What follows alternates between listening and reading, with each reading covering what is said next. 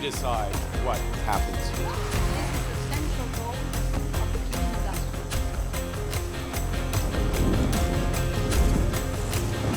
To transform Canada with a similar focus on the economy.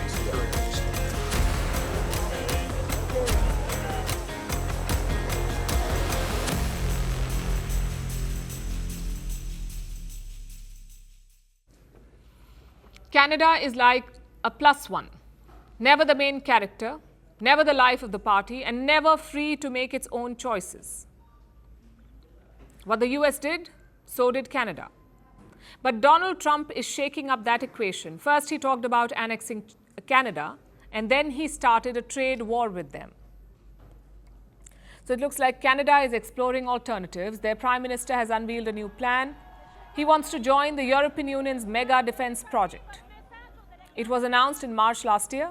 It's called ReArm Europe. Now, the plan is to spend $900 billion on defense, not on buying foreign weapons, but on building up Europe's defense industry. This plan has two broad goals. A, to deter possible Russian aggression, and B, to reduce dependence on US arms. And of course, Canada shares these goals. Around 75% of their defense spending goes to the US for Canada. 75% of the defense spending goes to the US into buying American weapons, which is why Ottawa is looking to diversify. But frankly, this goes beyond just military ties. This could be a broad realignment. Prime Minister Mark Carney spoke about it after his election win. He said Canada's old relationship with the US was over. Our old relationship with the United States, a relationship based on steadily increasing integration, is over. The system of open global trade, anchored by the United States, a system that Canada has relied on since the Second World War, a system that, while not perfect, has helped deliver prosperity for a country for decades, is over. There are two factors here. One is obviously Donald Trump's rhetoric.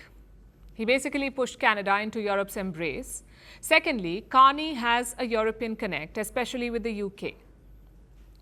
As a student, he studied at Oxford. As a banker, he worked in London. And in 2013, he was appointed to lead the Bank of England. In fact, Carney was the first non-Briton to head their central bank. And this was before Brexit. So chances are he interacted closely with Brussels. Once he became Prime Minister, this affinity became clear. He did not visit the US for his first foreign trip. He traveled to France and Britain. And in Paris, he made a big statement. He called Canada the most European of non-European nations. I want to ensure that France and the whole of Europe works enthusiastically with Canada, the most European of non-European countries. The policies match too. Carney supports Europe on Ukraine. He also shares their policy on Gaza. This month, he released a joint statement with London and Paris. All three condemned Israel's plan to invade the Strip. So there's policy agreement, cultural affinity, and political will on all sides. The question is, how far can this partnership go? And how will Trump react? Well, some people have taken it absurdly far. Look at this opinion poll from March. It found that 46% Canadians wanted to join the EU. Now, to put that in context, only 45% people in Britain want to rejoin the EU. So it looks like the EU is more popular in Canada than in Britain. What's even more absurd, one member of the European Parliament is pushing for it. He took the proposal to the EU Commission. He demanded that Canada be considered for membership. And the response? A straightforward no. The EU treaty only allows European countries to join, and Canada is not European. It's a North American country. Nonetheless, the MP is not giving up. He says the definition of Europe is flexible. For example, Cyprus is geographically located in West Asia, yet it is part of the EU. I don't think that argument will find many takers in Brussels, but either way, the story is not about the membership. The story is the proximity here. Trump's rhetoric has alienated a long-time ally, a neighbor it could virtually take for granted.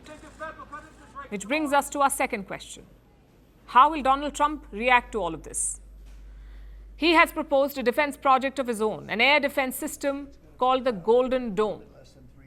Trump is hoping that Canada will join it, but again, the problem is his approach. He is asking Canada to pay $61 billion for this project, unless Canada joins the US, in which case it is free. Such moves will push Canada away from the US. But a clean breakup is unlikely. Canada is too dependent on America for security and trade. Plus, geography is on Trump's side. The Canadians fear Russian aggression in the Arctic, and the Americans can help Canada with that. But the Europeans, even if they want to, they lack the capability right now. So as things stand, this is a break, not a breakup.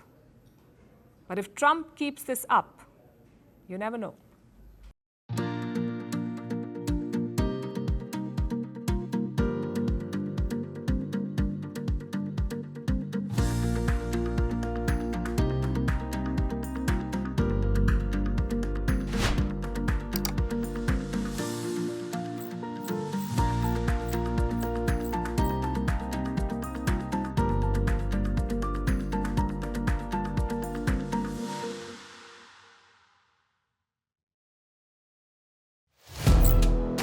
Firstpost now available in 9 languages on YouTube.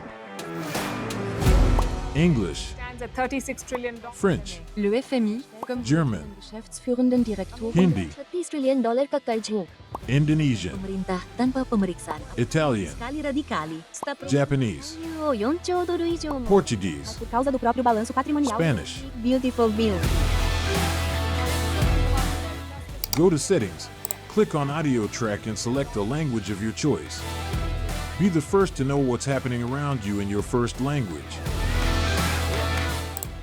Firstpost.